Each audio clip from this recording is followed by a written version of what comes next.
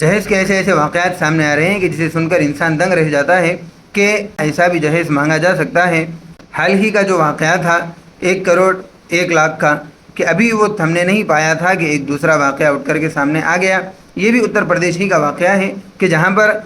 دلہے والوں نے اس چیز کی ڈیمانڈ کی کہ انہیں برانڈڈ سامان دیے جائے، دلہے کی بہنیں ہوں گی زیورات دیے جائیں، اور ساتھ ہی میں جو باراتی آئیں گے ان لوگوں کو 2,000 روپئے دیے جائیں گے اور 5 لاکھ نقد یہ دلہے والوں کو چاہیے۔ لیکن لڑکی نے وہاں پر انکار کرتے ہوئے یہ صاف کہہ دیا کہ میری شادی ہو جائے گی، لیکن پھر میرا باپ زندگی بھر کے لیے قرض دار بن جائے گا اور قرضے میں ڈوب کر رہے گا۔ میرا گھر تو آباد ہو جائے گا لیکن میرے ماں باپ تباہ ہو جائیں گے، میں یہ نکاح نہیں کر سکتی۔ ہماری مسلم بچیاں غیروں کے ساتھ بھاگ رہی ہیں تو کیا ہمیں ابھی بھی جہیز کی پڑی ہے؟ کیا ہم ابھی بھی جہیز لینے کے خواہش مند ہیں؟ جبکہ ہر انسان نوجوان یہ چاہتا ہے کہ اسے ایک نیک صالح خوبصورت بیوی ملے، لیکن یہ بات پوری ہوتی ہوئی نظر نہیں آتی، کیونکہ جہاں پر ہم یہ سوچتے ہیں کہ ہمیں ایک خوبصورت بیوی چاہیے، وہیں پر ہماری یہ ڈیمانڈ بھی ہوتی ہے کہ ہمیں اتنا اتنا جہیز ملے اور اتنی اتنی چیزیں دی جائیں۔ جب ہماری خواہشیں ہی ایسی ہوں گی تو بھلا بتائیں ہمیں کیسے خوبصورت لڑکی ہمارے نکاح میں آ سکتی ہے؟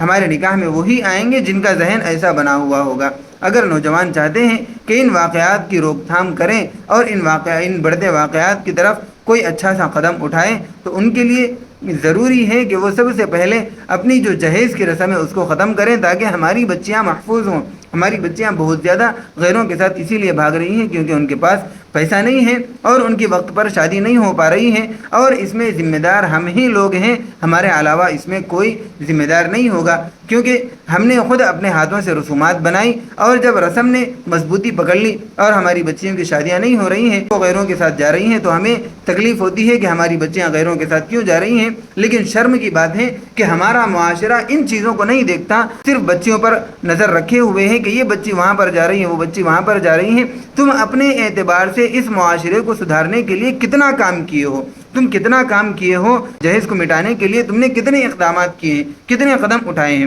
جہیز تو ویسے ہی برقرار رکھیں گے، اور لڑکی چاہیے خوبصورت اور خوبصورت، اور ہمارے کردار پر کوئی نظر اور کوئی انگلی نہ اٹھائے۔ یہ ہمارے لڑکوں کا حال ہے، اور ہمارے لڑکے ہی آنے والی نسلوں کے ذمہ دار ہوں گے۔ ان کے جو سرپرست ہیں، ان کے جو والدین ہیں، وہ بھی کسی حد تک ذمہ دار ہوں گے، کیونکہ انہوں نے نہ ہی تو اپنے لڑکوں کی پرورش اچھی کی ہے، تربیت اچھی کی ہے، اور نہ ہی ان کو دینی تعلیم دی ہے، جس کی وجہ سے نوجوان لڑکے صرف لڑکیوں پر نظر رکھے ہوئے ہیں کہ لڑکیاں کہاں جا رہی ہیں، کس سے بات کر رہی ہیں، اور لڑکیوں کو اس بات کی پریشانی ہے کہ ہم نکاح کرنے جائیں تو ہم سے نکاح کون کرے، کیونکہ ہمارے پاس جہیز دینے کی اوقات نہیں ہے۔